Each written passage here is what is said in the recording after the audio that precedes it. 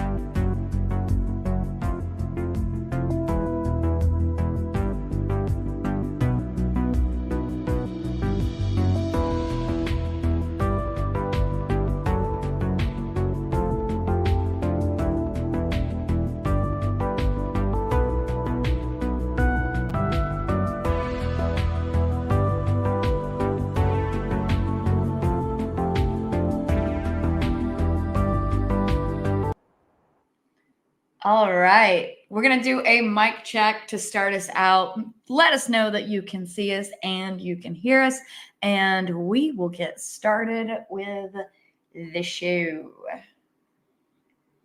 Really good show. Who does that? What is that? Oh, good God. It's not Johnny Carson, is it? No, it's not Johnny Carson. It was, damn it. It's on the tip of my damn tongue. Somebody's going to know out here. So. Really good show. Good show tonight. Look, that's our names. All right. Are we? Can you see us? Can you hear us? Loud and clear. Perfect. Awesome. Hello, everybody. Welcome to Hellbent Holler Live. This is our weekly show we do every Monday at 7:30 p.m. And it's basically our little hangout. We come on here and we just talk. We hang out with you guys. We have a free-form discussion with the audience, and we cover all kinds of topics from Bigfoot, Dogman, UAP disclosure, high strangeness, hauntings, quantum mechanics and physics, and all kinds of other stuff that Not Today Saban comes up with and throws. I haven't seen him at for a us. while, so. Well, he's probably celebrating because Nick Saban is no longer going to be the coach at Alabama, so he's probably out, on a bender. Yeah. I'm assuming. So that's what he's up to. I am in my super cozy outfit today, obviously. It is a rainy, nasty day where we are. Thank you, Sherry Griffey, starting us out at that $10. Thank you so much. Hit the like, good people. I agree with that. You need to hit the like. Thank you, Sherry. Thank you so much. Is Lady Wolf here? Lady Wolf's here, yeah. I hope she feels a little better. I know she has not been feeling good, so everybody send your good thoughts her way. Let us share. All right, so we actually do have a few things on our agenda today. We came prepared for one. Actually, you came prepared, so I'm just going to wing it. Well, so. I couldn't get in touch with you about what do you want to talk about it specifically, so I kind of put it together. Steve Tiginal says YouTube is getting really glitchy. Well, it's probably because of what we're going to talk about. Yeah, we're going to be on the because I got to select what we're talking about. It's on the bad list. It's in the sin bin, as you would say. So it was Ed Sullivan. That's who I was trying to think of. Yeah, it was Ed Sullivan. Thank you, Lenny. Lenny always knows. All right, guys, we're gonna get into that. So what do you want to start with, Mister? Whatever you got. Whatever I got. Whatever you got. We'll actually start out with some of our stuff that we're up to right now. Real quick, Curtis. Thank you for that, Curtis. Thank you, Curtis. No comment, no nothing. Yeah. And at the beginning, it's when people do this at the beginning of the show, what trust they have in us? Because this could be a really crappy, boring show. No refunds, by the way. It could get you on a list. You never know. We'll use it for medical bills. So Medical bills. I freaking, we'll get into this later on, but I nearly broke my damn leg this weekend. Yeah. So yeah, it was crazy. We got some of it on camera. Well, you've got the point of view. I had the camera when I fell. Yeah. Or fell into whatever I fell into. So we were trying to get down to where we found those footprints that I showed you guys last week. That's actually in the video that should be out Wednesday. So we were going to do it earlier in the day, and we ran across some pretty cool stuff. You know what I'm saying? And then we were like, damn it, we need to get down to the shoreline before dark. So then we started like hauling butt, and then the storm system that was supposed to roll in 3 hours later rolled in early. Mm-hmm. So we had to stop, pack the fragile stuff away, waterproof one of the GoPros up. It started getting dark early. And then your old boy Joe took a tumble. I didn't even take a Took a tumble. spill. We were going down an embankment, the embankment next to the lake, and there was a tree that had fallen sideways. And I stepped where the roots were, and it wasn't solid ground. It was just forest debris over top of the roots. So my leg went down to the knee. And as I went down, I don't know how but I was just like, all right, don't fall to the side because you're going to break your ankle. Yeah. So I just rode it down and hit, and then you went right through. Poosh. I mean, I went right through, and then I couldn't get my foot out because it fell between like some roots that let my foot go down in and then snap right back into place. So I'm sitting there going, I'm gonna have to saw my damn foot out with like a Leatherman. But I would have gotten you out of there. I would have done some pulleys. Thank you for that, Hulk. We appreciate that. Thank you, Rob. Damn, Thank you. So yeah, that will go. You won't have video of me falling, but you'll have video that was taken while I was falling. I'll put it in there. And then I was like, all right, this is not going to be a big deal. So I took the GoPro and the little battery handle and tried to jam it in the ground so I could film myself, just so I could go, ah, ha, ha. And then I couldn't get out. And then the camera fell, and I was like, all right, I have bigger problems than trying to film right now. Yeah. You know, I finally got myself out. Of course, I'm trying to get down to him, but this hill is like at this angle here. So I'm trying to not fall down the hill. So we were both about to, but you know what that says to me? It's very difficult to get down there. Where we found those footprints is extremely difficult to get down there. Well, so. I mean, luckily like I said, I don't know what it was, but as soon as I started going down, I was falling, and I'm like, don't fall back or to the side. You're going to break your leg. So I just rode it down and took a bad hit. So. And so Cyril says, Joe, are you chasing a cheese wheel down? At least there would have been some payoff. So hey, thank you for that, Lady Wolf. Thank you, Lady Wolf. And Lady Wolf, we hope you're feeling better. I was messaging with her the other day, and hoping you're feeling better there. I'm telling you, it seems like everybody seems to be going through all of these cycles. I need to get hurt more often. Thank you for that, Mark D. That should be my thing, is that, hey, we a new piece of equipment. Joe, you have to like break some ribs or something like that, buddy. How about how many concussions you got left in you there, Joe? I don't think you have any left in you after living in New Orleans so long. Speaking of which, our boy Grizzly is down there for Mardi Gras. Don't mention my name anywhere. Yeah, no. Don't mention my name anywhere. So we left New Orleans under strange circumstances. Yeah, so don't mention Joe. Thank you, Dooster, for a leg splint. Actually, we do need to get one of those. There's a leg splint that I can carry in my pack. The inflatable ones? No, it's foam and it's bendable. Yeah. We used it in wilderness first aid training, but I think that would probably be the best option for us because it's so lightweight. It's like super light foam with like basically a thin layer of aluminum inside, and you bend it around and then you wrap it. We've been pretty. We've taken. Jesse took a bad stick to the eye in the LBL when we were live streaming that one night. If you remember, you can see that video. Take a stick to the eye. That just completely. We had to pull off what we were doing because we thought we were going to have to like gather up our stuff and drive out and get her to an emergency room. We have taken some. We've been. Let's knock on artificial wood. We've been very lucky. I was about to say this is with not getting injured. Matter of fact, we've been so lucky that when I took that fall, I was just going. I got out and I'm going. All right, am I not hurt? There's no way that I'm not really hurt. I was banged up, but yeah, I lived. So yeah, it's dangerous too. We actually got to probably be a little more careful as we get a little older here because bumbling through the woods constantly. Oh. But yeah, we went back to the area that is going to be in the video that I released this week. I showed you guys previews from that video on last week's show. I've been working on getting through all of that. So I can have it to where I can present it to everybody in a cool, concise way. So I think I'll have that out on Wednesday, that video of us going down there and getting those footprints down at the shoreline. And we also get some crazy stuff on thermal, like really crazy stuff on thermal that we kind of flip out about. Yeah. It was weird because by the way, you just got one from Karen. Thank you. Is it Karen or Corinne?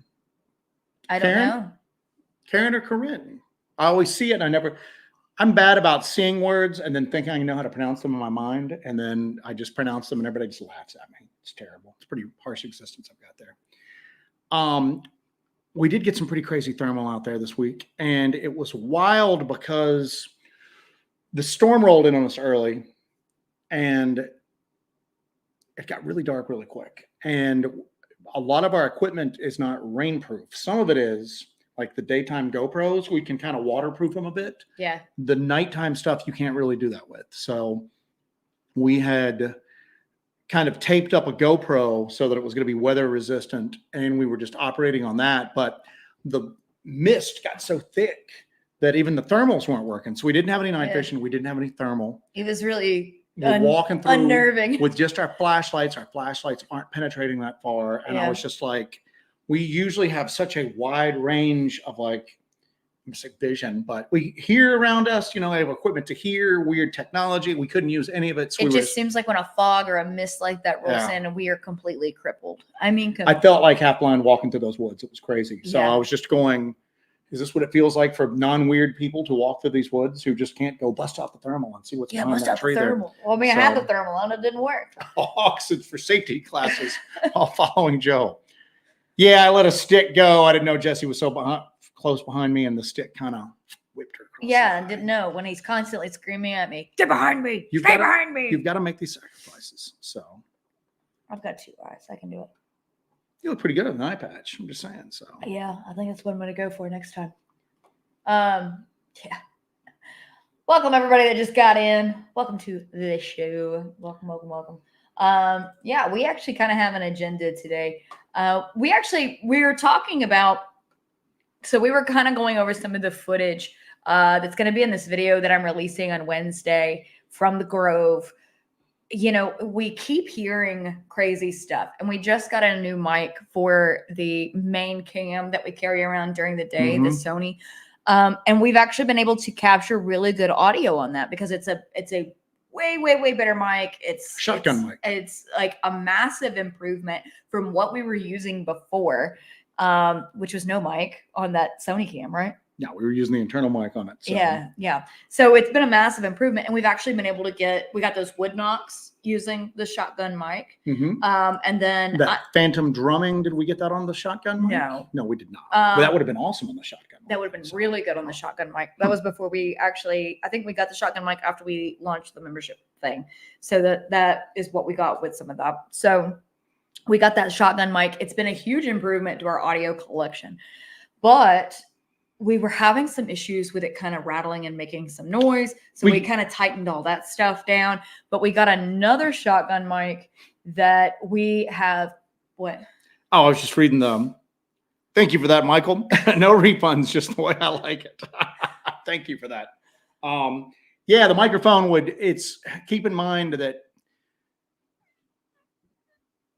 we're rough on stuff, man. We're smashing through. If we stayed on trails, it wouldn't be that bad. But going through just smashing through branches and all that, it gets a little rattly. And it was a little too sensitive.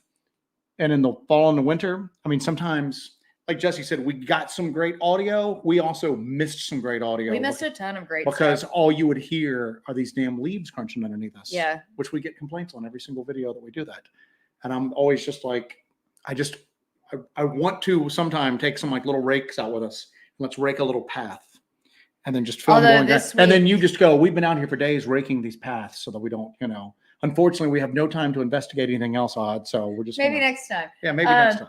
Actually, this week we came upon a pine forest that we are going to probably do a night investigation in next time we go up to this area, because it is super dark and super creepy. And of course, it's like one of the only places I've ever been into where I completely get turned around in.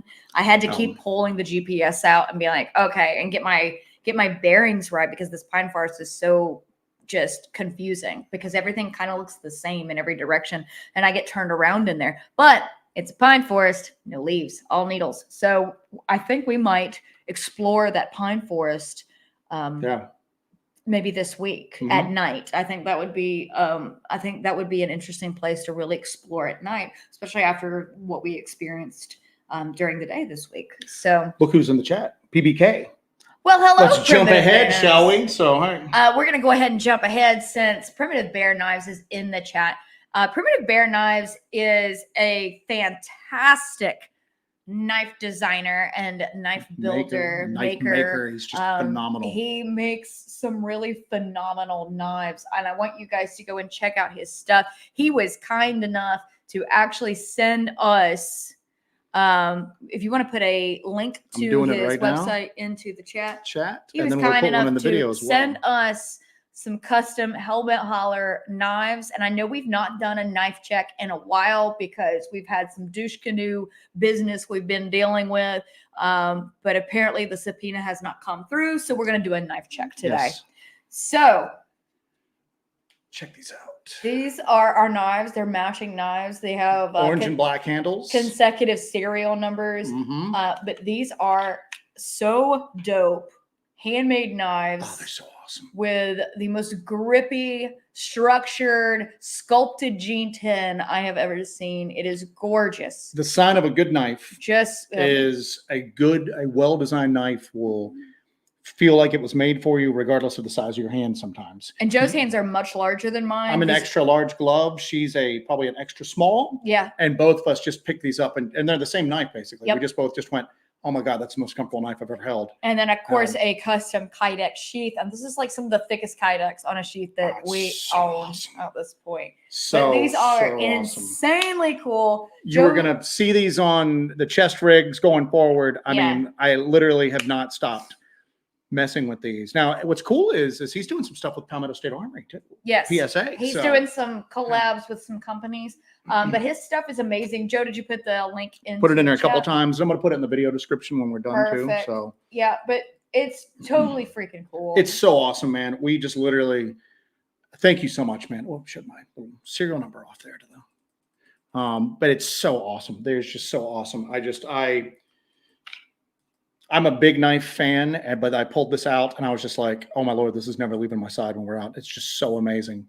And the handles. I think S.E. Jesse is retiring. Yeah, S.E. Jesse's no more. Now you're PBK Jesse, which doesn't have Jesse. Yeah, it doesn't have the same. Anyway, thank you for that, man. We're going to put your link up for it. You really Jesse Bear. Jesse Bear. Oh, that sounds like a cute name. So, but he also sent a dope hat as well, like the coolest freaking hat. He's got the coolest logos, but he was so kind to do that for us.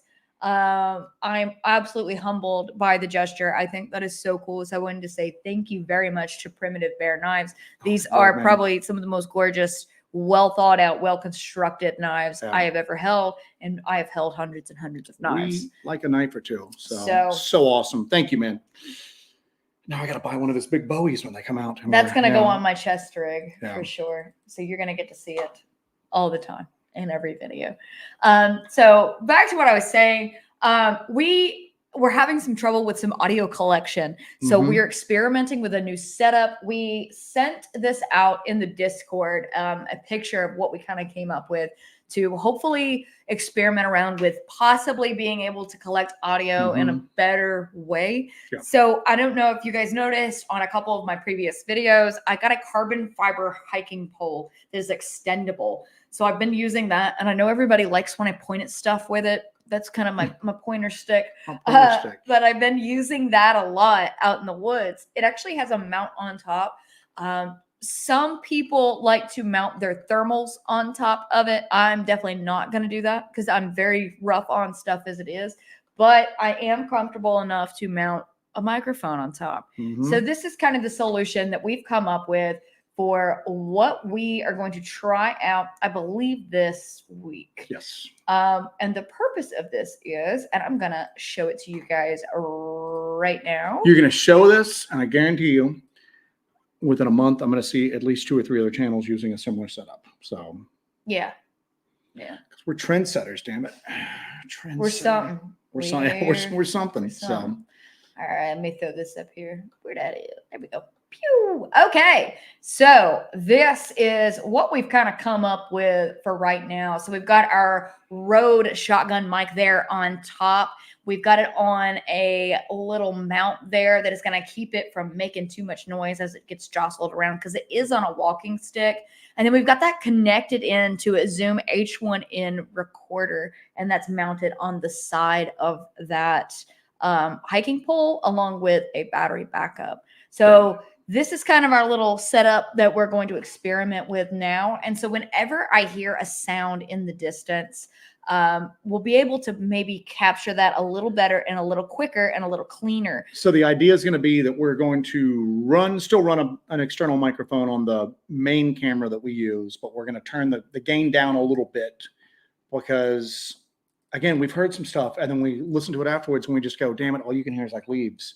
So what we're going to do is we're going to turn that down a little bit so that it's not quite as sensitive. But then we're going to have that thing running constantly, realizing that the majority of the audio is not going to be useful from it. Yeah. But when we hear something, instead of hearing something and having to then adjust the microphone on the camera and do all of that, all we can do is go quiet and then orient that towards wherever the sound is coming from and then hopefully be able to get it. Yeah. Now this is just the first like. This is like version 1. Version 1.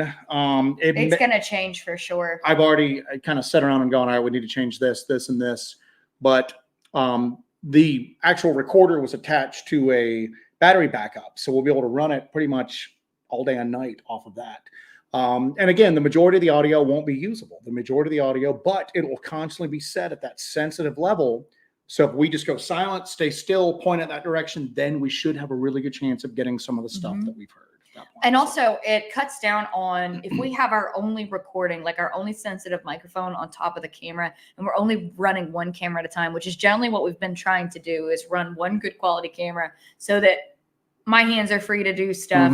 Joe can run the camera. We pass the camera back and forth when we're falling down hills or injuring ourselves. We have one camera to pass back and forth. If we do it this way, Joe will be able to record me during all of this, and I'll be able to just point and do the audio. So we're not going to have that huge jerking motion of the camera trying to point the camera at the whatever we hear. And so, Joe can't hear as well as I can as well. Deaf. So I'll be able to hear something, point it, and hopefully capture better audio of what we're hearing. So we'll see if it works. It's going to be cumbersome. It's not going to be useful in all different types of terrain. It's definitely not going to be useful in wet environments. That ain't happening. Yeah. So, but we're going to mess with it. We're going to see what we can get for it. Marcus Aurelius talked about a parabolic dish works too. I even thought about the parabolic we've got. It's about the smallest workable parabolic. And lightest weight parabolic, yeah. Because it's for mostly bird watchers who take it out with them when they're watching birds. They want to listen to birds too. So, but even then, it's so wide that going through the woods with it, I'm worried about messing it up too because it's expensive and I don't want to have to replace that. So we're going to try this with the shotgun mic. We're going to see what happens with it. Also, when you're dealing with a parabolic microphone, if you're on the move with it, there's a certain length that microphone itself needs to be positioned within the dish for it to work properly. If we're walking through the woods with it and bashing it around, you're going to lose that distance. And so you're not going to get the quality audio recording that you're looking for because it's going to be compromised. There's going to be some jiggling about. There's going to be some motion there.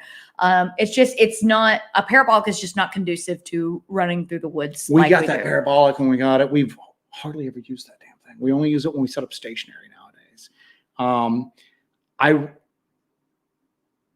The only smaller parabolic that I can think of is they make like a toy version that's on Amazon. Then that's the one you always see on. Is that the one I spied on the neighbor with? Yes, so we had it for like a day, and I went, "This ain't gonna work." And you were like, "Let me go test it," and you spied on the neighbor and found out some very disturbing things about the neighbor. Yes, so we're going to do, Marcus says it could double as a hat when it rains. So we're going to mess with that a little bit. We're going to see if that's doable and if it works. Because again, we've lucked out a few times. And that one video, I can't remember the name of the video you released, but when we were at the graveyard, coming down off the graveyard, we caught some crazy audio from there, like insane audio. Yeah. But then we were in another area and we heard stuff, and then the microphone was so sensitive, the sound of the leaves drowned out everything else. Yeah, so we're just simply trying to cut down. We're trying to simply cut down on the amount of times that Joe and I are going, do you hear that? Yeah. And then you hear nothing, you know, it's just stuff that we hear. So we're trying to actually get this audio. Just getting those wood knocks really jazzed me up about audio collection. Yeah. Yeah. So we're gonna test this out. We're gonna test this rig out and see how it works. See if it works for us. Paul Puglia had one up here. He said that would it enhance the mic more if you put a cone around behind it? So that's kind of the purpose of a parabolic mic. Yeah, a smaller cone might catch. We're going to mess around with it. I've got a feeling, I'm going to be honest with you, I've got a feeling the way I'm kind of headed towards right now is that the built-in microphones for that Zoom, pretty damn good. You know what I'm saying? They're pretty good. It may even go to the point where we don't have that shotgun mic at the top and we just run off of those. Because I've tried to run that on my backpack before, and all it picked up was just the sound of the fabric and all that. So sounds, so we're going to do that.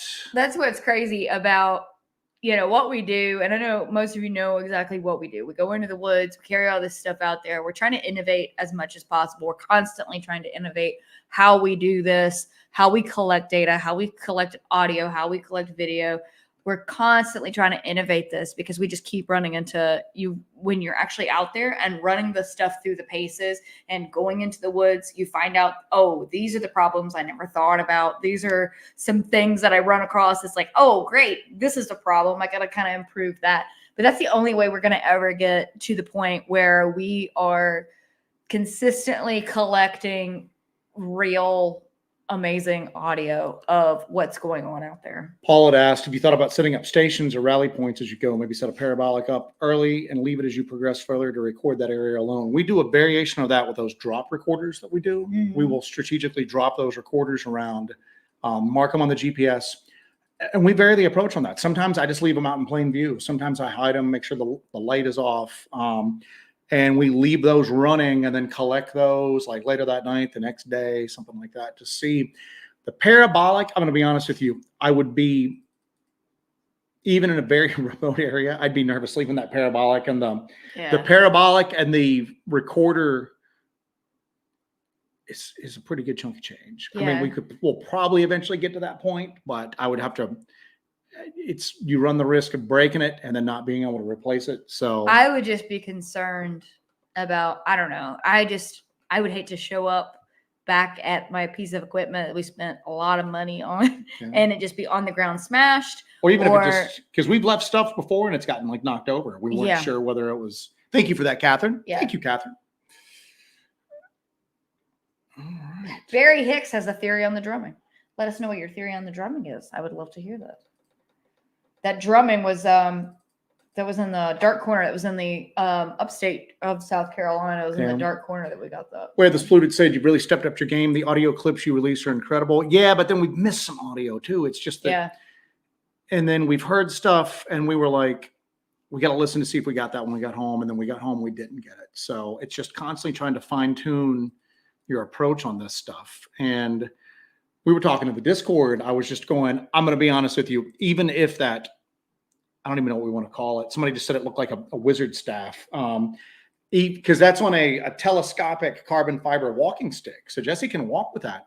And what's we have cool, to come up with a cool name for it. I've got a shock absorber at the top. I'm taking nominations for the name for this audio collection equipment. I've got a shock absorber on the top, and I was like hitting it on a wooden floor, and you could barely hear it. Yeah. It really wasn't. There wasn't any like real transference of noise from like the tip of the stick to the actual recorder, but.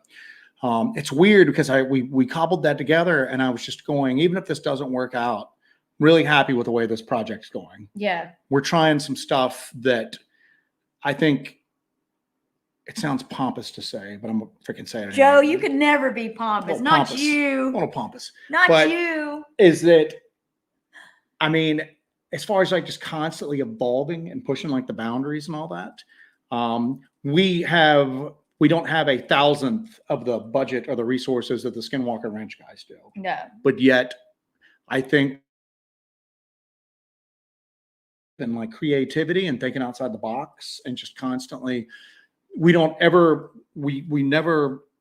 satisfied. You know what I'm saying? Which is exhausting, but we're never satisfied. We catch cool audio and then we don't catch audio that we should have caught. And we don't go, better luck next time. We go, all right, what could we have done differently to catch this? Because I'll tell you, one of the things that we've all been thinking about is we've gotten a pretty decent amount of weird phenomena captured on audio and video. Would you agree with that? Yeah. And since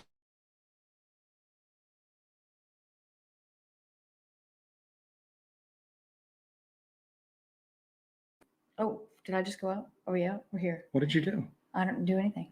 I just went out for a second. Boomstick. Was That's this pretty suggestion? good. So yeah, boomstick's pretty good. So, It's a boom mic. but Is that what every time we miss something, we're struck with this feeling of like, what if that was the last weird thing we ever experienced? What if every trip into the woods from this point on is just a peaceful like night hike, Yeah. and nothing weird ever happens again? So you kind of live with that feeling of like, if we miss something, that opportunity may never present itself ever again. We might have just missed it. So there's this feeling of like just controlled panic almost, that we're always just going, we missed that. What can we do next time? If there is a next time, to not miss that. Yeah. So anyway, I think it's all about, there's a lot of factors when it comes to gathering evidence, when it comes to gathering proof, and even I don't think anything we have is proof of anything. nah, nothing. We don't have a smoking gun, but we're building a catalog. pretty good catalog of something. Yeah, I've seen the ones that Kreider sells, and I don't know if he makes those or if those are rebranded from somewhere else. There's 3, like everything that's involved in this stuff, you get like a really deep education in everything we dip our toes into. There's 3 big parabolic companies. There's an American one, Wildtronics. There's one in Europe, and then there's a Japanese one. Wildtronics is the one that we went with, and we got the smallest one because it was going to be backpack portable, and then we tried to ramp up our mic quality to try to offset the size of it, and that wasn't cheap either, man. I remember looking at it, just going. And you can build your own, but you have to be so precise with it. And weight was going to be a problem with it as well. Some people make them from like metal mixing bowls and everything, and we can't lug that out. We need it to be lightweight at this point. So. Yeah. People coming up with the staff names here. So Boomstick's in the running for number 1 right now, because that's pretty dope. That's pretty. Larry Sharp said, "Now, Larry, be good, my friend. Take care, Mr. Larry."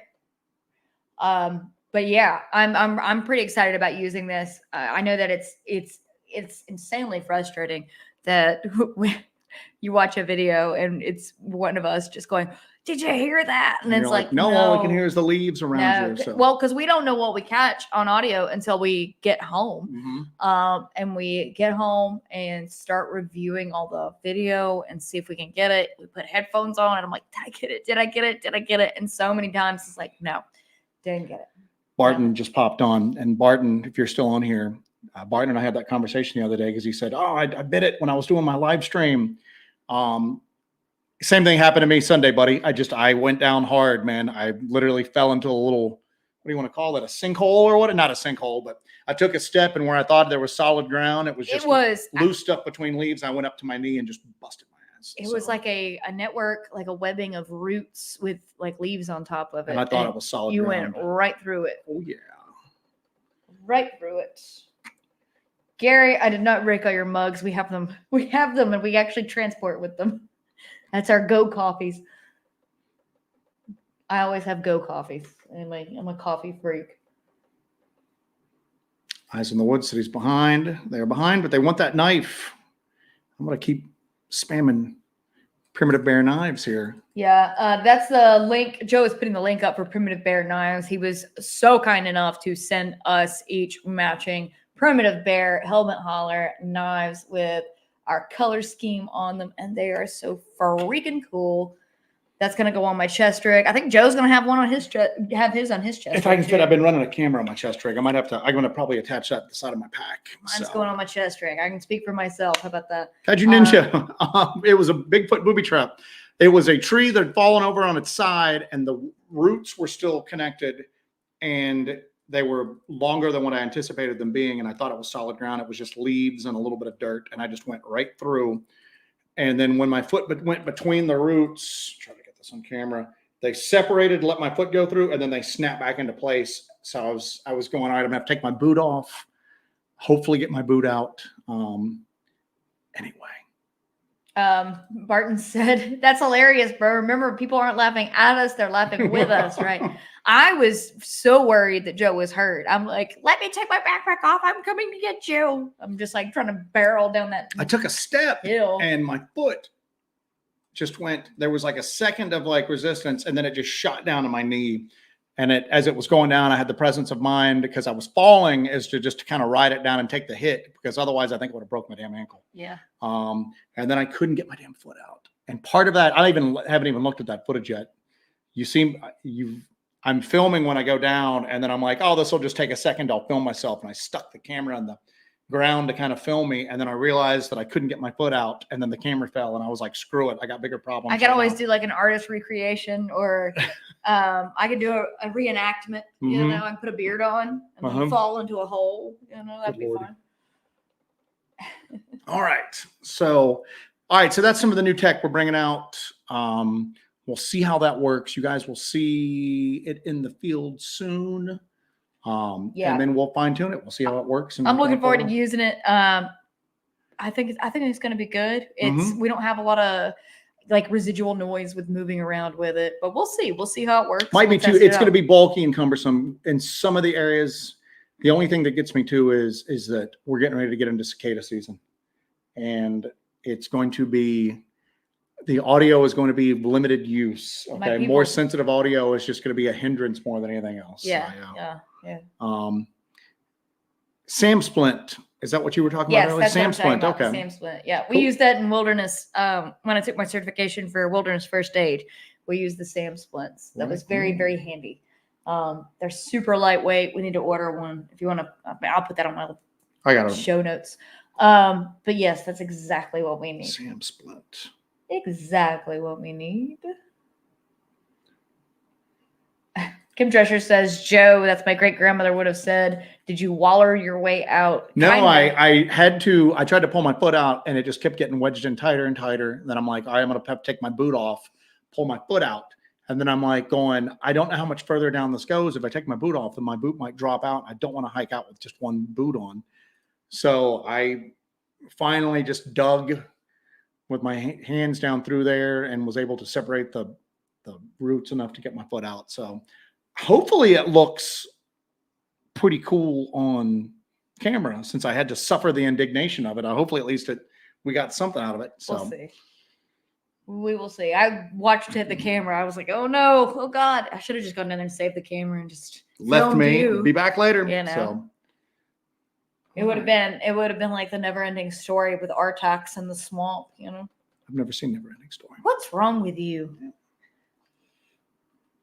That's how every 80s kid got PTSD for the first time, I'm pretty sure. It's Never Ending Story with Artax in the swamp. That's cute. All right, so we have other crap on the agenda today that we're going to get into. Take us through it. So did everybody, I went and I got Joe's oil change today, and there was a thing on the TV at the place I went to, and they were like, they want to make the day after the Super Bowl a national holiday because everybody called in sick today, apparently. And I was like, we're really at the end of like an American era right now. That like, this is like, we need the post Super Bowl special day where I sleep in, you know? Oh man, that was a common complaint today that people stayed up too late for the Super Bowl. We've slipped down. But speaking of the Super Bowl, I know a bunch of people watched it. We're not really sports people, but we did actually watch that end of it and pay attention to that. There was so much stuff in the Super Bowl commercials specifically about UAPs. And it was basically like a complete onslaught of soft disclosure, of UAP soft disclosure. You saw this and I didn't, so I'm gonna play the role of audience through this. Okay. So when you say stuff on UAP, like making fun of it, or obviously whenever they do... there was several commercials where it was UAPs, aliens, alien invasions were the themes of all of these commercials. Okay. And it was just constant. But it was just until it was the point where it was just hitting you over the head that almost it was like 50% of these companies decided, where they sit at the table and say, all right, what's our theme for this year? Aliens. Aliens are so hot right now. But I don't know if that's what happened or if it's something called predictive programming, which we'll get into in a second. Thank you, Chris Jackson, for the SS Hellbender. That's for the... I need a Hellbender that's the naval, Earth mover at this fleet, point. So yeah. I actually have a thing from Twitter that I'm going to share with you guys. It's like 4 of the commercials, and we can kind of just skip through them. One of them was directed by Martin Scorsese for Squarespace.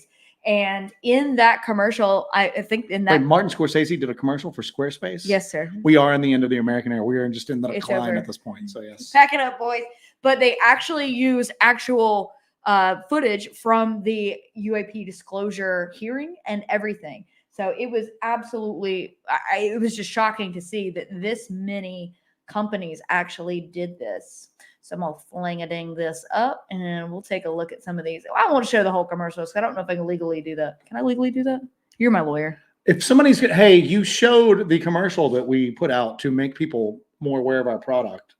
Do people get like sued for sharing other people's commercials that they were? Seems like that would be like a dream come true. Isn't that the purpose of the commercial, I guess? All right, I'm just being a weenie. All right, here we go. So I'm gonna pull some of these up, and we'll have a little. We'll talk about that. Let me add that. Here we go. All right, take a look-see at this. It's me, America's sweetheart, and I just love having a blast. The Mountain Dew Baja Blast. Having a probe me already blast. Should we report this? I just twisted on it. This never happened. We're all on the Super Bowl. This isn't even the only ones. Reports of flying saucers. This is the one Scorsese directed. These are routine sightings, not isolated events. Are you seeing that? It's spinning. There's a whole swarm of them. Oh my God. They're all against the wind. All against the wind. Yeah. Oh, look at this. That's 110, 150.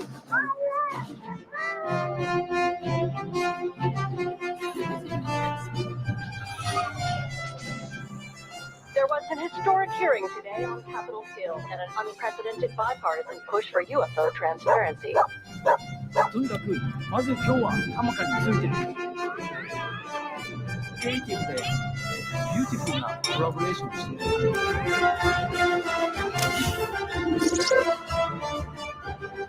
て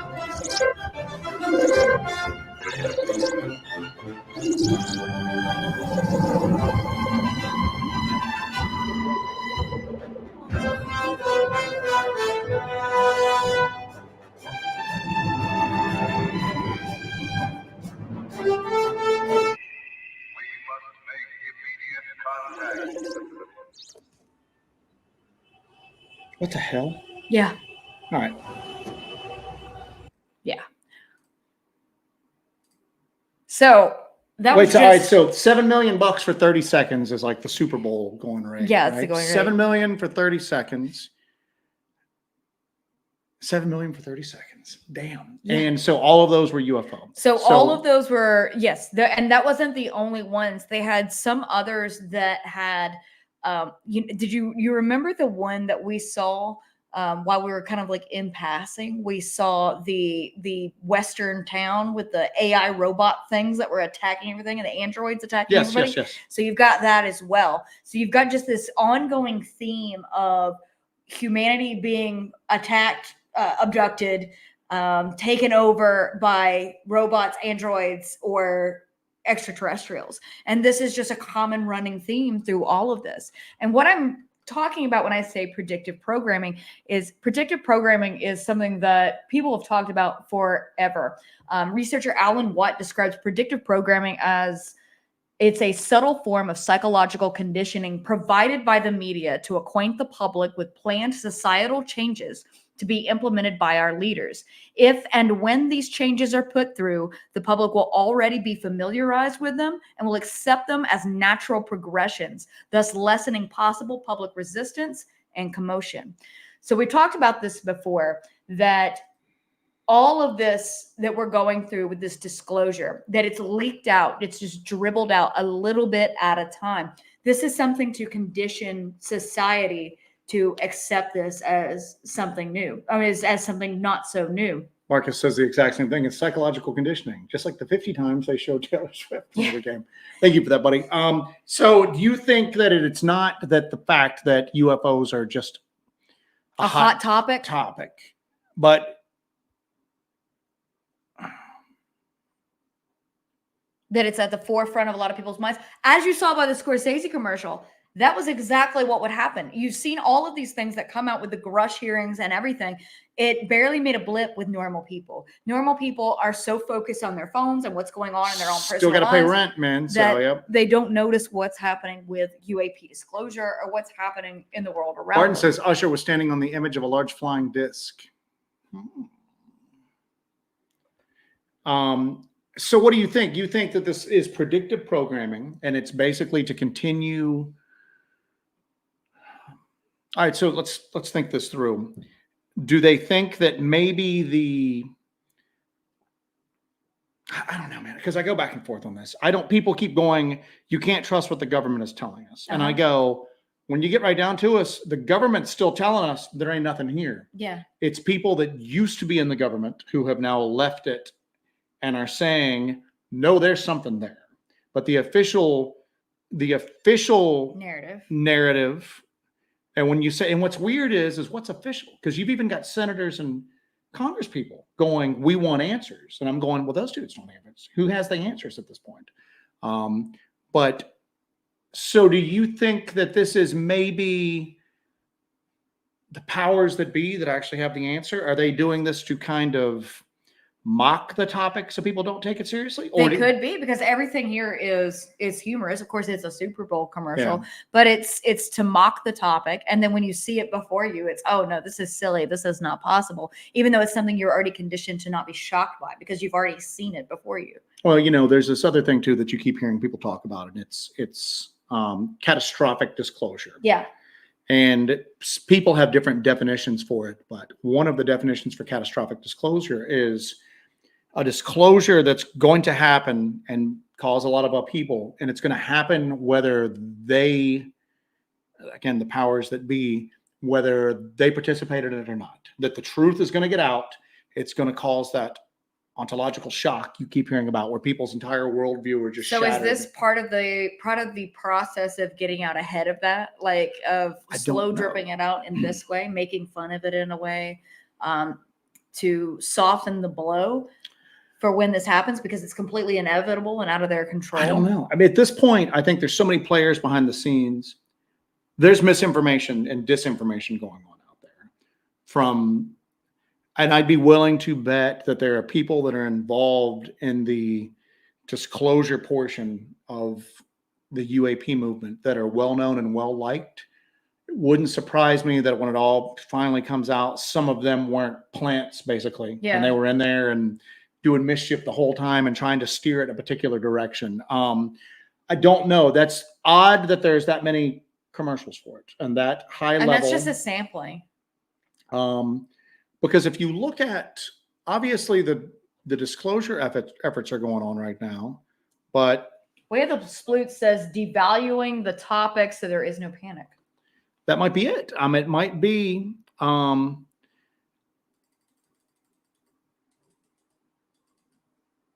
Sorry, there's some really good stuff going on in the chat right now.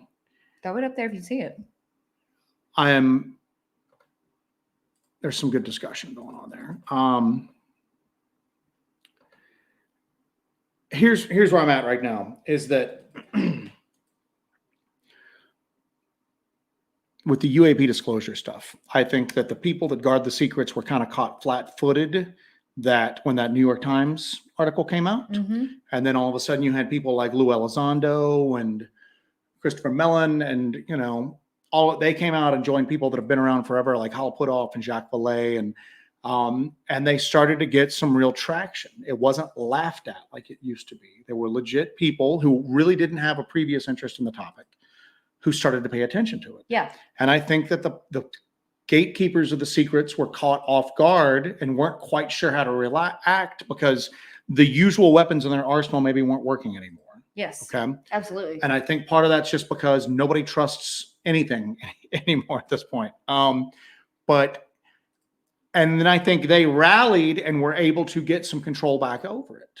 I think there's a war going on right now between elected officials and then non-elected portions of the government who have been there year after year after year. Kind of the legacy people. The legacy people. And I think that in some cases, some of the elected officials don't have the best intentions. They're just pissed off that there are secrets that they're not privy to and that there's money going somewhere that they don't have control over.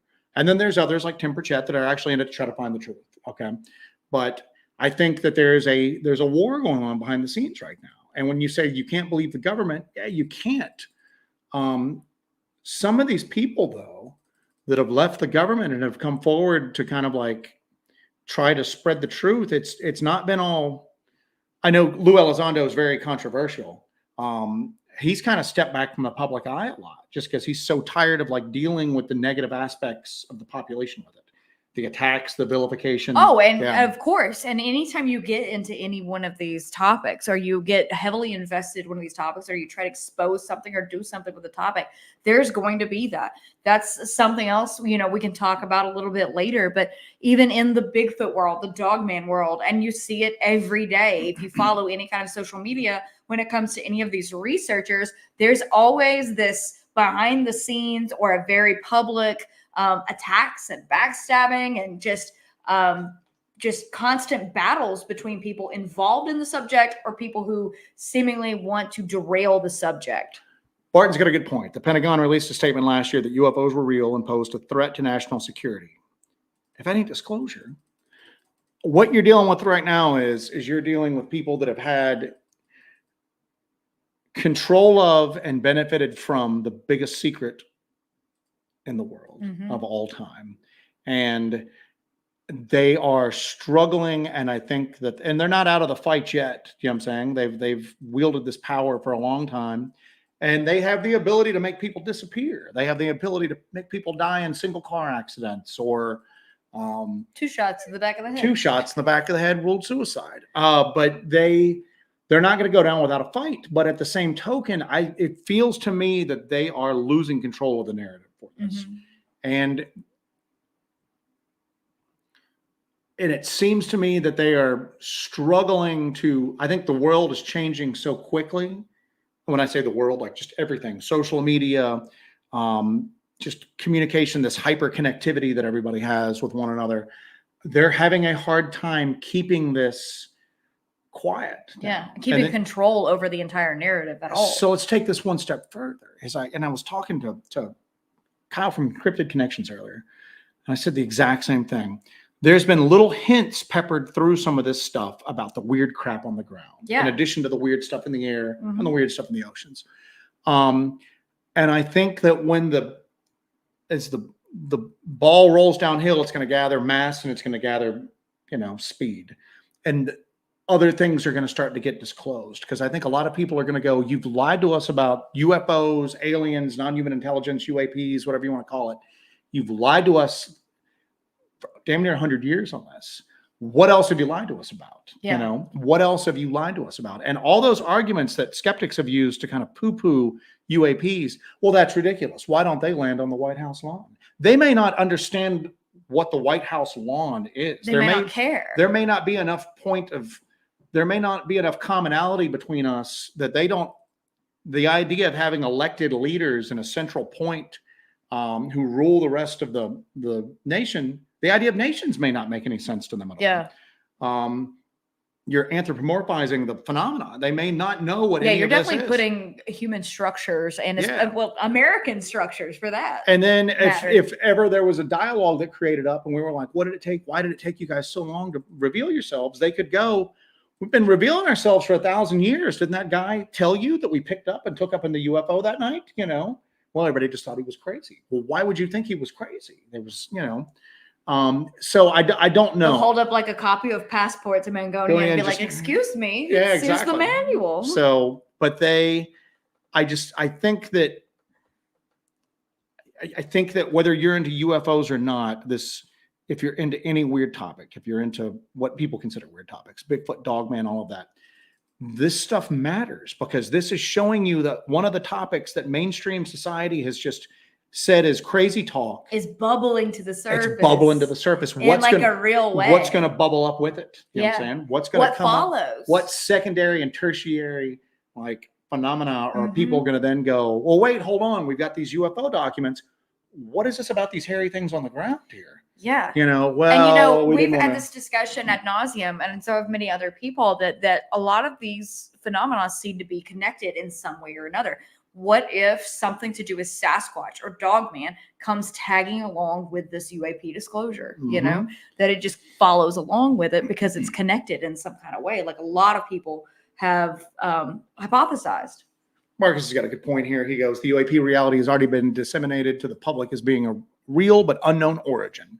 And everybody is already like, I don't think it's a shock to most anymore. I don't know. People keep saying that it's such a grim topic that makes people somber when they hear the truth. And you hear the stories about like Jimmy Carter getting a debrief on something and being brought to tears about it.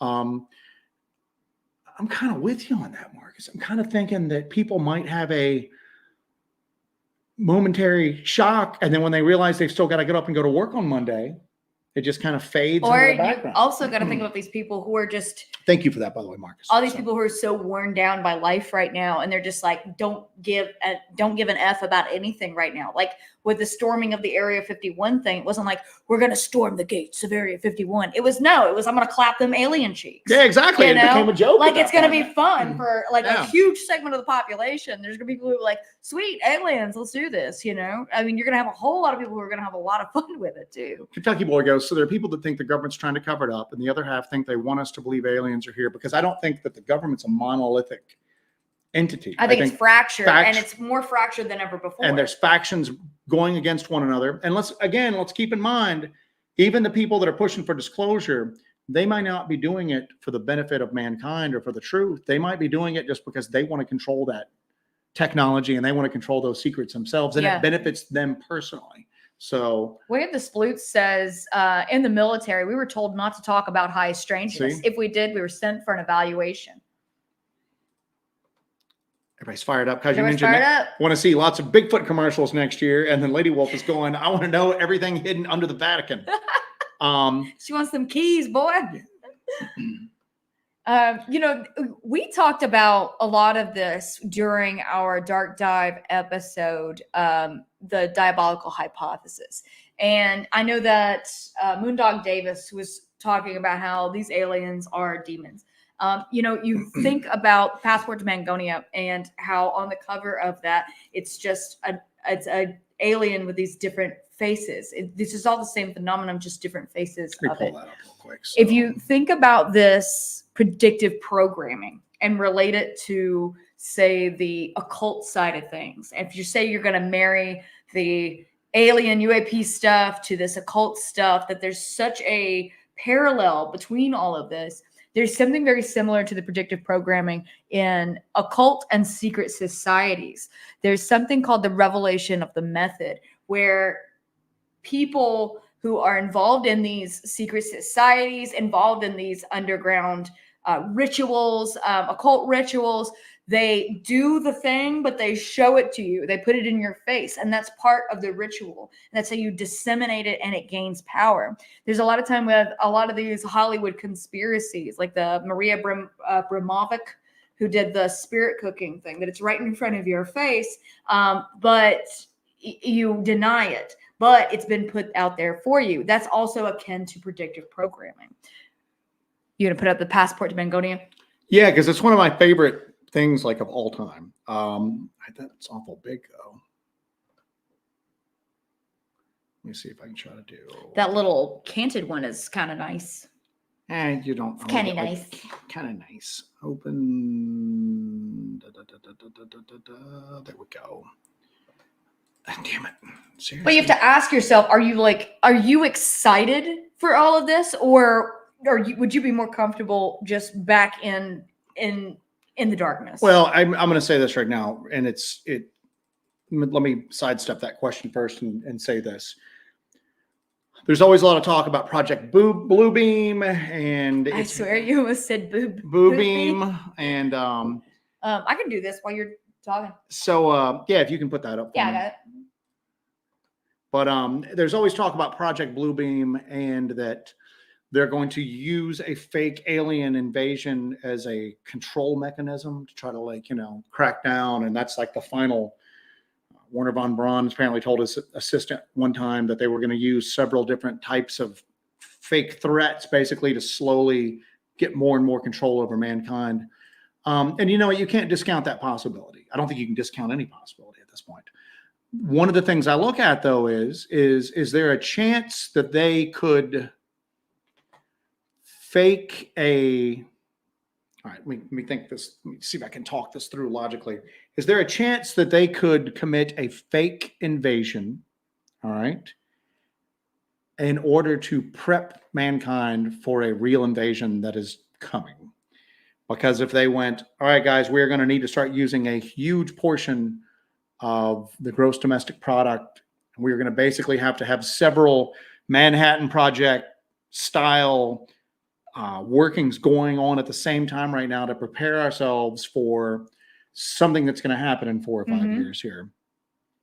How much of that would be taken seriously? Would they almost need to kind of have a false scare to kind of get everybody into the movement to get everybody ready for it at that point? You know what I'm saying? So again, such a concept like that, I think if they came out and told us that, everybody's going to go, they're trying to screw with us. Something else is going on here. If they just told us to get ready for it. But if they started turning the heat up and things started happening, and then all of a sudden it seems they made it seem like the information was like released by mistake, or it was like actually there was a whistleblower that brought it out. Could this just be an effort to get us ready for something that's coming? Yeah. Because they know we wouldn't get ready otherwise. So This is the only route that they can take. For some reason, I'm having so much trouble bringing up. I couldn't bring it up either, man. So. You think it's part of the plan to keep us down? And here's the deal, is that, you know what? There could be a legit and growing UAP phenomenon, and the powers that be go, hey, we can use this to cramp down on control. You know what I'm saying? We can use something that's already there as a mechanism to get these masses even more under control than they already are. So it's the possibilities are like endless at this point, because you're dealing with stuff that challenges the real fundamental nature of your reality. So, yeah. What does the chat have to say about all this? Are they off the rails? I don't know. Everybody's going crazy. Marcus Release is more concerned with the faux Taylor Swift invasion. I would put that up, but I don't want her to sue us, man. So. Yeah, that's a thing. I don't know if you people know this. And here's the deal. I mean, look at what you're dealing with.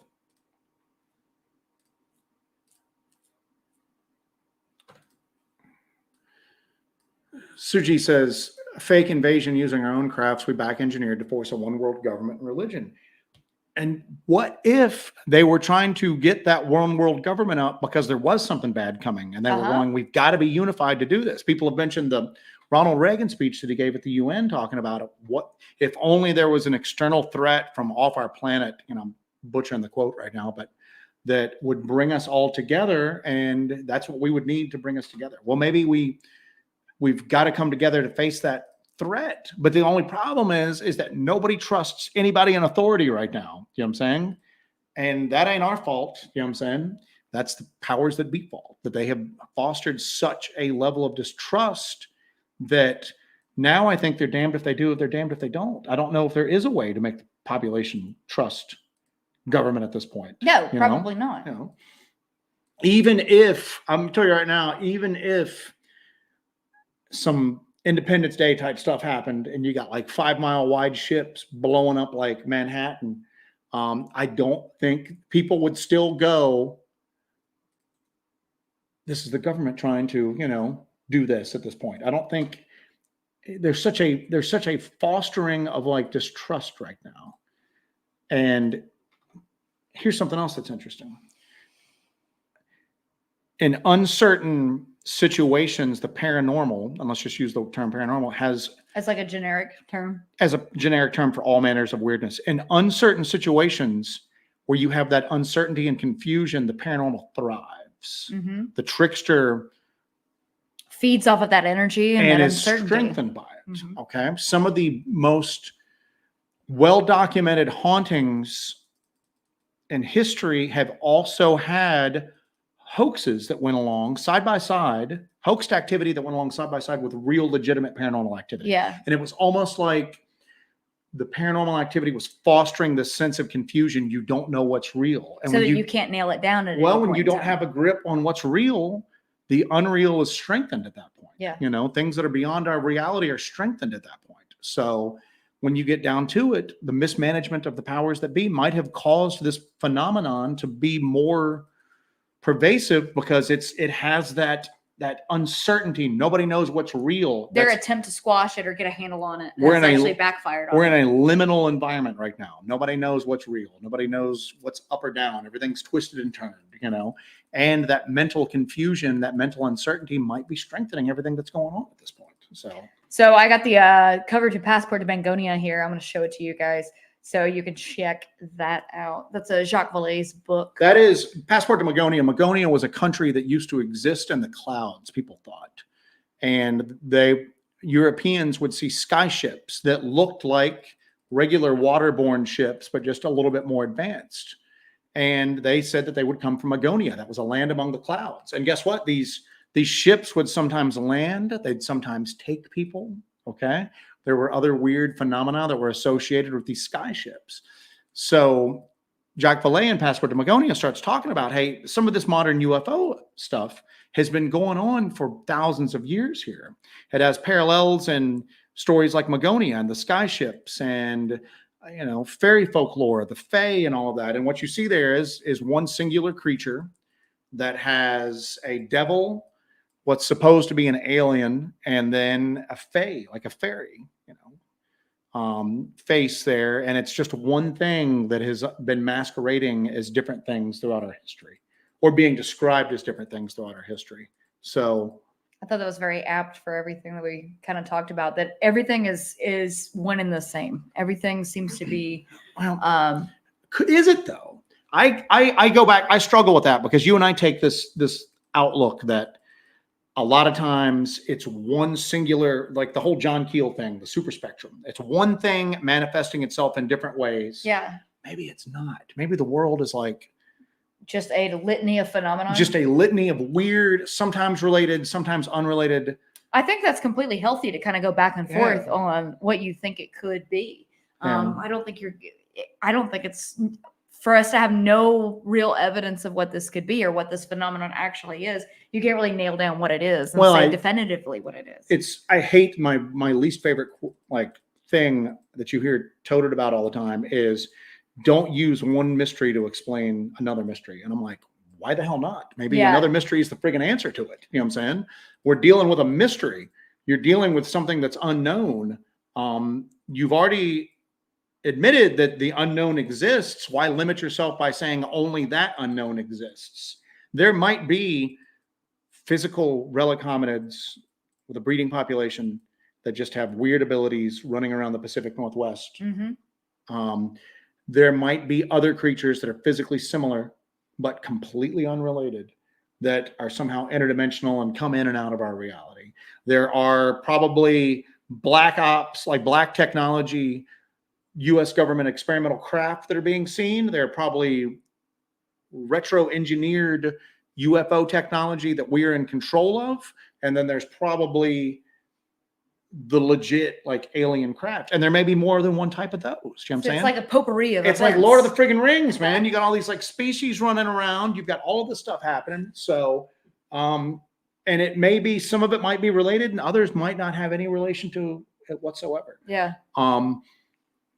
How about this? Some of the phenomena might be just as bewildered as we are about some of the other weird crap out there. And shocked that we're running into it, like our dimensions are colliding. And this might be a universal Didn't concept. they say during that Miami event that whatever these things were seemed confused? These things seemed well. Look at Bargania. The thing seemed terrified and confused. And I talked about this a couple shows ago. That people keep talking about how it's ridiculous to think that a craft that traveled thousands of light years or millions of light years to get here then crashed when it got here. Mm-hmm. And I'm going, maybe it's not really made for interstellar flight. Maybe it came through some sort of dimensional rift, and the conditions in our reality were not conducive to it flying like the conditions in its home reality. So it got here, zipped around for a little bit, ran out of gas, or, just maybe our magnetic field was just, messed with its instrumentation and it crashed. And just like we have people who go missing here that may end up in another reality confused as to how they got there and alone and frightened, maybe the reverse of that's taking place. Maybe some of these craft that are coming through, or these entities are going, I don't know where we are, how we got here. I was zipping along Zeta Reticuli, and all of a sudden there was a flash of light, and now I'm here. So Kim Drescher, we won't blow you off. She goes, every time I talk about this, everybody blows me off, but we could be in a holographic sort of universe. We could be in some strange matrix. We could, that attests to the simulation theory. That simulation theory is huge. People are finally talking about the possibility that we are living in some sort of holographic universe. What we are experiencing is just electrical impulses in our brains and not actually happening around the us. brain in the jar theory. You know what I'm saying? That we're all just disembodied brains in jars, and all of the impulses that you get that you think is reality around you, it's just electrical impulses coming from some mad jar and brain in jar scientist. That's at that point. So sad. And it's weird because this might be there maybe the Earth is special and it attracts all of this stuff. Maybe we're not special, and this is just a universal constant that everywhere with indigenous life, other life forms have the ability. If we knew that there was life 2 stars over, we'd want to go there and look at it, wouldn't we? Even if it was far more primitive, even if, let's say, we found think about Jane Goodall. She knows that there's monkeys in the jungle. She's gonna go look at them. You know, they're monkeys. They're hairy. They eat bananas. They hang around trees. Well, you should know all you need to know. No, there's so much more to learn, but we could find a planet around Proxima Centauri, closest star to us, and realize that the life forms that were on it were completely identical to some of the life forms here on Earth. Mm-hmm. We'd still want to go there and look at it. We'd want to go there and look at it and go, why is this? Why are they identical? What's going on? Is there some sort of panspermia? Did life somehow from there come here, or here come there? How, parallel evolution? How did this happen? So it might just be the fact that it's cool if you have the ability to go look at other stuff, and some of this phenomena might not be even aware of some of the other phenomena. Yeah. I don't know, man. It's mind boggling. It's just it's so vast. It's so much bigger than everything that you could possibly encompass. Jerry Faust says, well, my brain is hurting. It's a lot. Moondog Davis has a great little thing here. It's the cosmic zoo. It could be, or it could just be, how about this? They might be aware of us and just not really care. They're here for other reasons. Complete indifference. Complete indifference to us. You know what I'm saying? Why didn't they land on the White House lawn? Because they didn't care to. They didn't really figure that we were important enough at that point. Mm-hmm. They're here doing whatever they're doing, and we're just sometimes a minor nuisance that gets in the way, and they really don't want to deal with us. So you've got a new phrase. Project Boob Beam. Project Boob Beam. Project Boob Beam. Patent pending. We are getting deep tonight. So, because you know what? It's happening. Well, it's right here in front of us. We can talk about hypotheticals. We've got to start getting deep with all of this stuff. Yeah. And what was your other show thing that you had here? Where does Bigfoot research go from here? Yes. Because that's the thing, is that we're starting to realize that all of this stuff is so much more than what we originally thought it was. It's not alien rocket ships taking off from one planet and just showing up in ours, coming into our atmosphere and landing and walking around. It's something stranger. A lot of this stuff is way more complex. It's not just monkeys in the woods. It's not just wolves that have evolved to walk on 2 legs. It's not just the spirits of your dead uncle that's haunting your house. It's all so much deeper and weirder, and the sky's the limit on all this stuff. And I think the first step to getting anywhere with any of this is accepting that fact. That it's weird, and that you have to just all of a sudden go, it seems impossible to me, but it seems to be happening. Therefore, it's not impossible. Okay. Yeah. And there was somebody that came into Daryl Denton's Bigfoot Believers and Other Creatures Facebook group. And I don't do a lot of stuff on social media, but I like Daryl a great deal. So I think I popped on there to actually message him something. And there was somebody on there just dogging people out about mind speak, which is obviously controversial, but they're going, it's a scientific impossibility. And I'm going, tell me you don't understand science. Okay. I mean, maybe your high school science that you took, several decades ago, and then you just never paid any attention to it. And if it doesn't match with your worldview and what you can touch with your own two hands, then it's a scientific impossibility. Mm-hmm. But I'm going, quantum entanglement, you get right down to it, that could be a basis for telepathy. The Frey effect that I've talked about, where microwaves can have an effect in your brain where you hear sounds that aren't actually there, and it can be modulated and controlled to a certain extent. That's a mechanical effect that causes I guess not a psychological response, but it's causing you to hear sounds in your head. Yeah. And the word is that they were able to mimic up to 7 words in your head before the heat, because it's microwaves, it's generating up heat. It's melting the old dome. You don't want a lot of heat in your dome.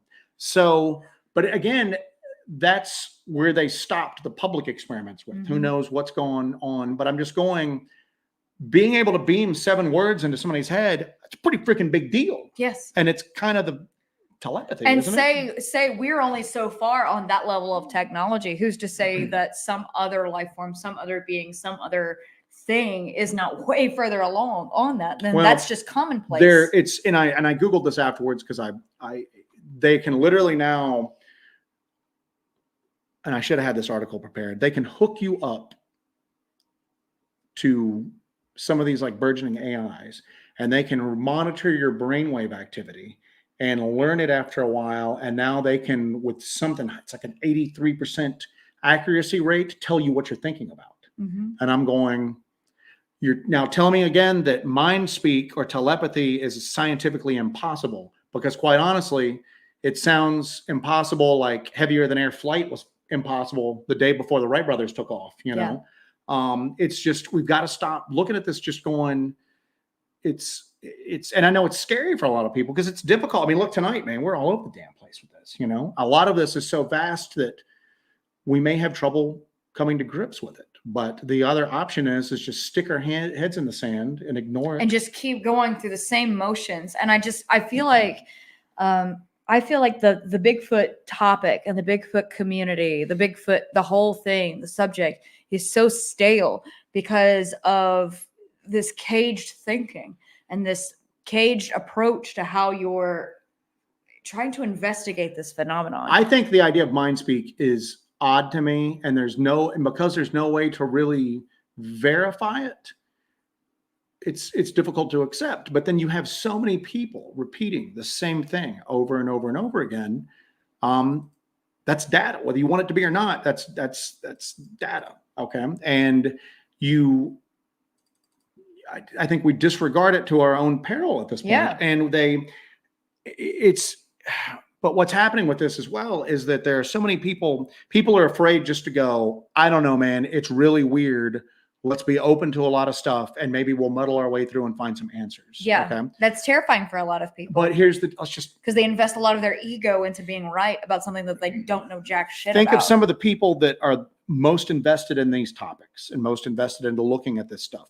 We're all looking at each other going, I don't know what the hell's going on. This is an ego killer. Yes. This is an ego killer. How anybody can be involved in this and have this huge ego. In any sort of honest way. Yeah, it's an ego killer. You stand there and you go, we're chipping around the edges here, but we don't have a big picture yet.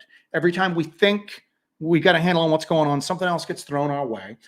The Grove, for example, okay, all we're getting out there is large, hairy, bipedal creature reports. Yes. Nothing else weird at all. Not at all. Nothing else weird at all. Not yet. And we're going, well, then we find tiny little footprints Yeah. that are the size of a 6-year-old with large canine prints. Yes. No large footprints anywhere to be found on that beach.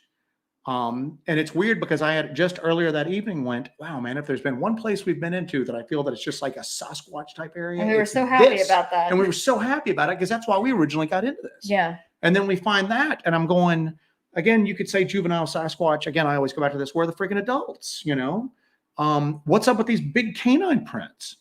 And I'm just going, all right, I'm back to square one. The moment I think I've got a grip on something, we get another data point that you can either go, this doesn't fit in with my preconceived notion, therefore we're going to ignore it, or we're going to push it out, or we're going to go, okay, obviously the picture is a lot bigger and more complex than what we originally thought. So Sherry Griffey has an interesting one here. She's experienced MindSpeak before. She says to generate 7 words. My experience with MindSpeak with the words to me about its footprint, my size, how big I am, 6 words.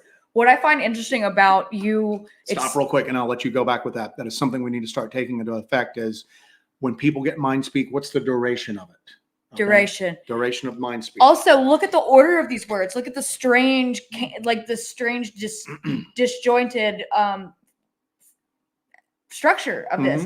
My size, how big I am. That's so strange. It's like something. Well, it's like something trying to speak to you, and it doesn't have a. It doesn't have a full grasp. It's like English is its second language. You know, like it doesn't have a full grasp on what this is. Now, if somebody, I find this way more believable than. Hello, Joe. My name is Sabe One of the Starfleet Council, and I'm here to speak to you about your car's extended warranty. I even hesitate to talk about this because I don't want it to take a life of its own, and I don't want to make it sound like I'm saying something I'm not. But I had a weird moment. So after we found those footprints that some of you all have seen on that shoreline and those large canine prints, we got out and we got up and we started. Our daytime equipment is different than our nighttime equipment, and we have to get set up for night. We have to get our headlamps on, flashlights ready, change out the camera equipment. Yeah, we've got like a 20-minute period where we got to change real quick. Okay, so we got to get set up for nighttime. So we got set up for nighttime. We started going up. And you'll see some of this in the video that Jesse's getting ready to release. But Jesse catches something on thermal. And it looks like it's peeking around a tree and looking at us from a thicket. Jesse ends up running towards it. And it's not a thicket. It's broken branches that have been wedged between a split in a tree. And then another 2 trees bent over and it wedged into the ground. And then branches... It looked like a hunter's blind. Something had made a hunter's blind and had been looking at us through there.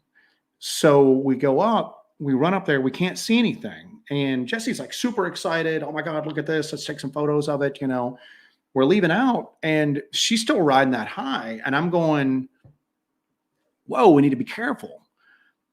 I don't know where that thing that we saw on thermal went to. It was alive. I mean, yeah, maybe it was a deer behaving weirdly and we can only see the front part of it and the rear part of it was just perfectly behind it. But whatever we saw, if that wasn't a deer, it's still here somewhere. It's still in the immediate area. And we need to be really looking over our shoulders right now. And I just had the weirdest thought that just right at that moment. And I'm in the middle of talking and yeah, my mind's racing a little bit. Our adrenaline was going. We were exhausted. I'm going to preface all that by saying it, but such a weird thought comes into my head. Because I'm going, you know, obviously this could be dangerous. You know, we don't know where that thing went to that we saw. We need to be, you know, go cautiously. I'm trying to like keep her on a leash at this point. Like, you know, happens every time we're out. And I have this thought come into my head going, basically saying,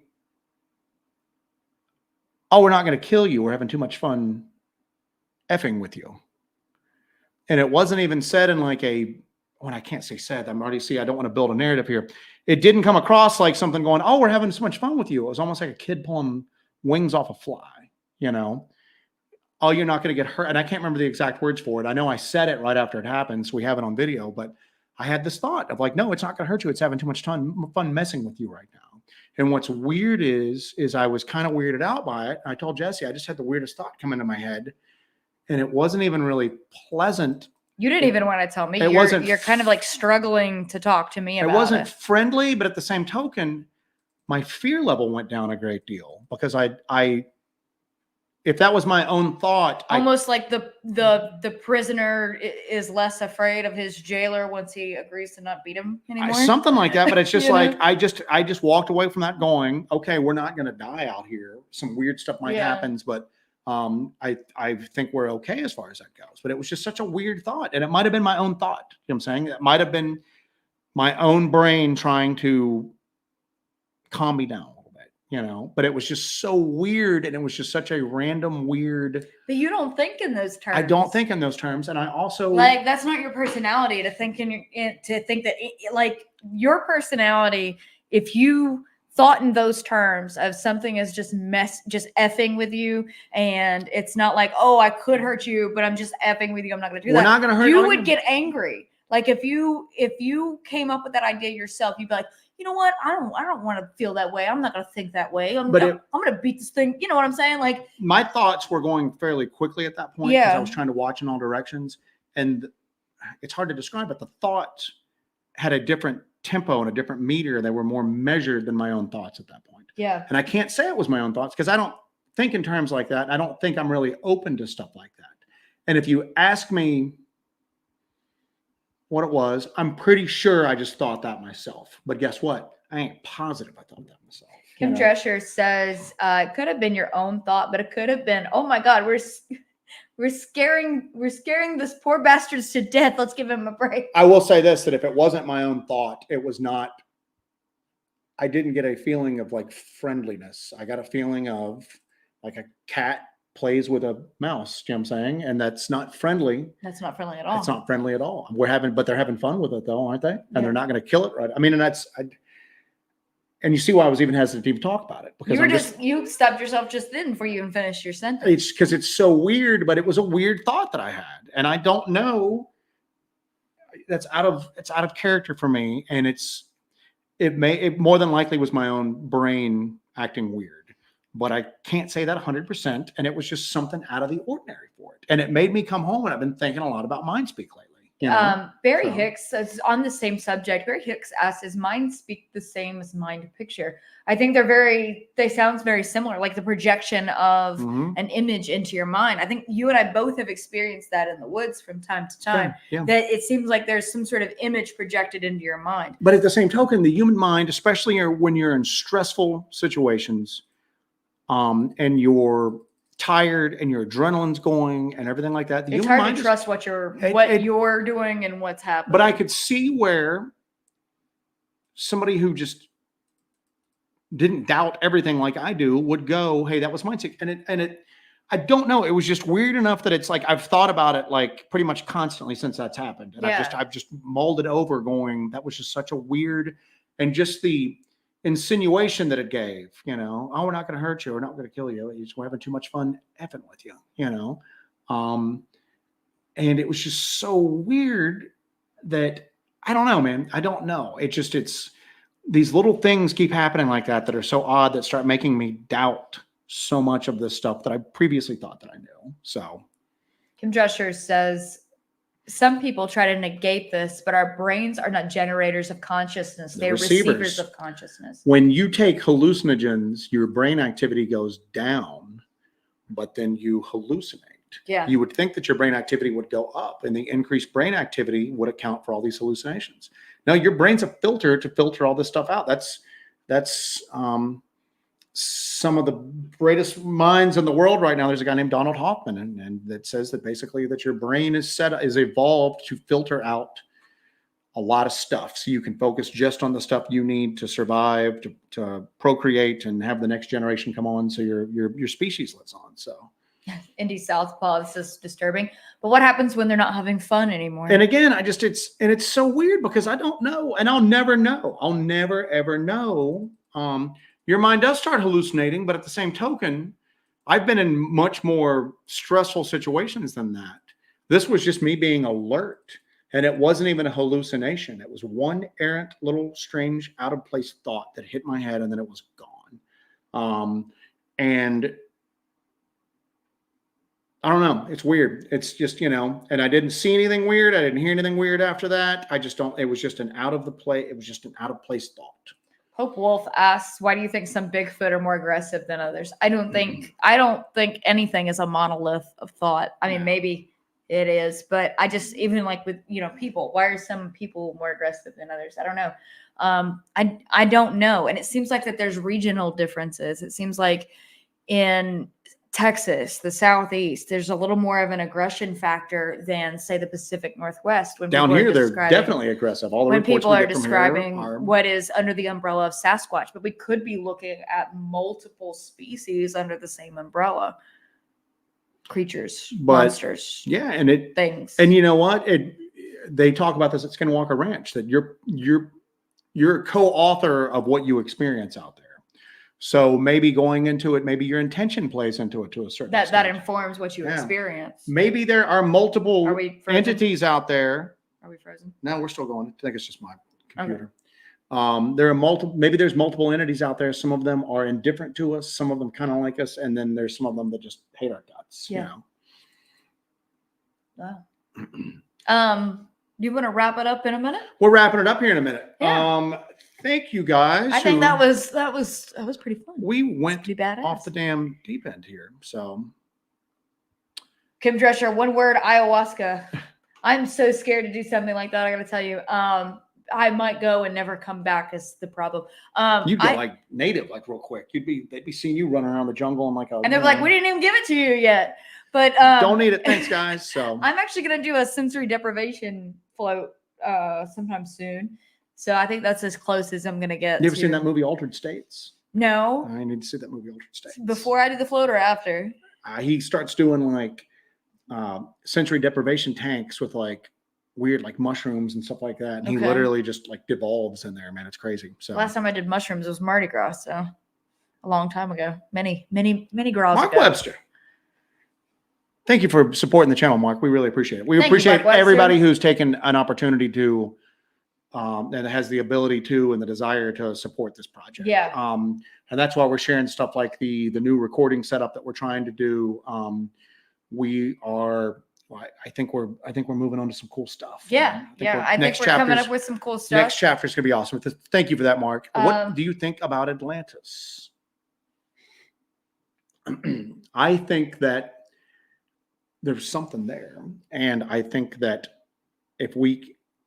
as we're able to explore under the oceans more and more, we're going to be shocked at the stuff we find down there. Yeah. We're going to be shocked at the stuff we find down there. And there's so many Atlantean myths or legends that are in so many different cultures that refer to the Atlantean story that I think it's something that we've just forgotten. If you look at some of Graham Hancock's work, and I know he's a very controversial figure, but he shouldn't be that controversial. He talks about Atlantis and the absolute possibility this is something that we as a species have simply forgotten, that our timeline is a lot longer. We're a species with cultural amnesia. We're a species with cultural amnesia. That our timeline is a lot longer and a lot stranger than we have been led to believe. And I think more and more we look into these strange subjects. We explore these ideas. We find evidence of this stuff. I think the more and more that we're finding out that this kind of thing is true, that there is so much more that we don't know about the world that we live in, that we've come so accustomed to, and we think that we know everything about. It's all just a complete surprise that we know just a tiny fraction of what's real and what has happened and what will happen here. Paul had asked, do you think with modern tech, abundance of cameras of all sorts, eDNA, et cetera, mixed with what we know, no bodies, no evidence, et cetera, that points to Bigfoot being a dimensional, I'm assuming extra dimensional being and not native? Yeah, I do. And I feel like that every day. Every day we go without a body, every day that we go without all of that, that if you are somebody who has seen Bigfoot, encountered Bigfoot, is just interested in and believes Bigfoot, and you can't look at it dispassionately and go, a lot of the stuff that these skeptics bring up carries a lot of water. Why is there no body? Why is there no body? Well, they bury their dead. They never miss one. They never, ever miss one. One's not missed. Well, the Smithsonian gathers them all up and they've got 100%. All they've got to do is make one mistake. Okay. Smithsonian's Where's spending the- a lot of money on lawyers right where's now. the- They ain't and again, spending money on the Bigfoot collection team. Look at the population density of mountain lions I've talked about. Mountain lions get hit by cars. Okay. So these are primates with personalities. Okay. They have personalities. They're like people, supposedly. Well, then where are those ones with really poor judgment? Where are those ones who are risk takers? Where's that one that was like sicker than what he thought he was and he got a little too far out and he had a heart attack and died? Where are the outliers for that stuff? Why do we have such a hard time getting video evidence of them? These are the things that skeptics ask. And guess what? You've got to address it and go, it makes sense. Okay. Well, you rarely find a bear out there dead. Well, but people find dead bears. Okay. People find dead bears. People, there's a reason why the Bigfoot topic has the stigma it has to it in the scientific community, because field biologists, people that deal with that sort of stuff, look at it and go, I'm telling you right now, there's not a breeding population of 8-foot tall primates out here. Okay. I would be able to tell by you would be able to tell. And it's right. You would be able to tell. It would definitely be a sign of that. That doesn't mean that what people are experiencing isn't happening. It just means that it's weirder than what we previously thought it was. So in my mind, I at least speak in the area that we investigate. You can't say 0% chance, but when I look at it logically, I don't see there being a breeding population of large monkeys here. Yeah. Even large monkeys with man-like intelligence being here and staying hidden and not being discovered. But I also know this stuff is happening, which means that there's got to be another answer for it. So for me, at least, either the topic is a lot weirder than like undiscovered monkeys, or we're all suffering a shared hallucination that sometimes leaves physical evidence or maybe evidence that's misinterpreted that we look at it. I don't know. But I look at it and I go, all of the things that people say, where's the body at? Why are all these game cams not picking them up? They're right. Why is that not happening? The only answer is because it's a lot weirder than just a naturally occurring living, eating, breathing type of thing out there. So that's what I got. GC Company says, hi guys, are you exploring new places? Right now we're exploring a new area, and we've been doing trips out there and doing expeditions out there. We're releasing a new video from that area this week. And then coming up, we'll be doing a full-length documentary that we'll be doing down in Georgia. Mm-hmm. So we've got a couple of new spots on our roster for the year.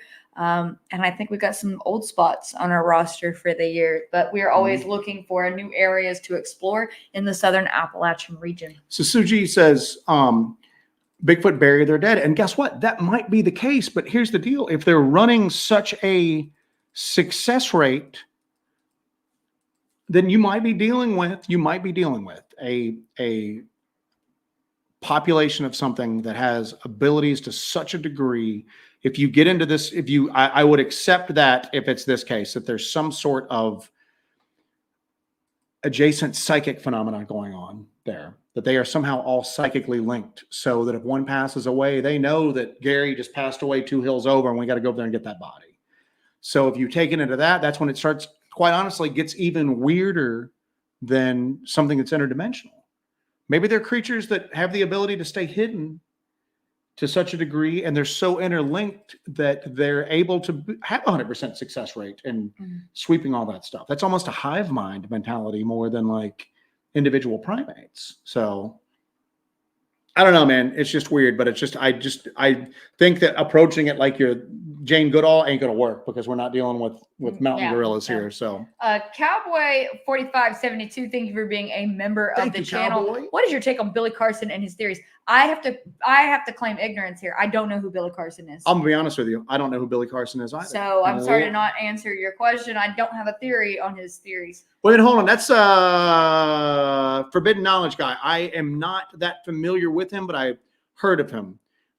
He does like some forbidden knowledge type stuff. He looks like a space preacher. He does look like a space preacher. These are some pretty cool photos. Ancient Sumerian text versus that one is pretty dope. He does stuff on Black Knight Satellite. Cool. All right. Cool. Well, we will look into New rabbit hole to go Mr. down. Billy Carson and check out what he has to say. Yep. Space preacher. Billy Thank you Carson. for that, Grace. Jesse, you were awesome as always.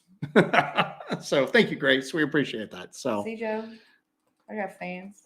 So I know we were all over the damn place tonight, guys. Yeah, but, we were, but that's okay. But you know what? That's what's Because the topic is all over the damn place right now, or it It's should fun, be though. at least. The topic needs to Man, grow. this is exciting to talk about. It's We're- an exciting time to be alive. We're fired up, Um, man. So Fired up. It's an exciting time to be alive. It's an exciting time to be involved in this topic. It's an exciting time to investigate this topic. Bristol and Snow is the Wednesday release could be a live premiere. Do you guys enjoy the live premieres? Do If you guys them? like those live premieres, we'll do a live premiere for it. If you guys like them, we'll do it. I will do a live premiere for it. Let us know. Let us know in the comments below, or let us know in the chat. Mhm. But we're gonna wrap it up here. If you guys have anything important to say, let me know. Moondog Davis says they eat their dead. So G's coming in on the evolutionary stuff on this. Dire wolves couldn't pop out those hip joints and stand and run on two legs. We know they are. We now know they aren't even wolves. That's a good point. It's a good point. Huh. So Live premieres rule. Okay. All right. Love the live premieres. All right. We'll probably do a live premiere then. Probably do a this is live. freaking phenomenal. Write this down. Terry McCullough. The human brain sees 60 frames per second as full motion. What if the paranormal is just information between the frames? Oh my God, dude. Well, I mean, you hear and see in such a limited range, and we need to do a thing just on the shadow biosphere and how that's getting bandied around a lot. And they're talking about how there might be life on this earth that we don't recognize as life. And that mostly they're talking about microbes when they're talking about that. But there was an interesting thing that they did when they were looking at the shadow biosphere is life that evolved. It was a different evolution of life than us, that maybe life has started more than once on Earth. And again, they're thinking it's mostly microbial life, like very small life. But they did a study, and one of the things to back up the idea that there was a shadow biosphere out there is the amount of carbon that's in the atmosphere that seems to be released It's by too living much. creatures. Yeah. It's too much. It's 5 to 8% too much.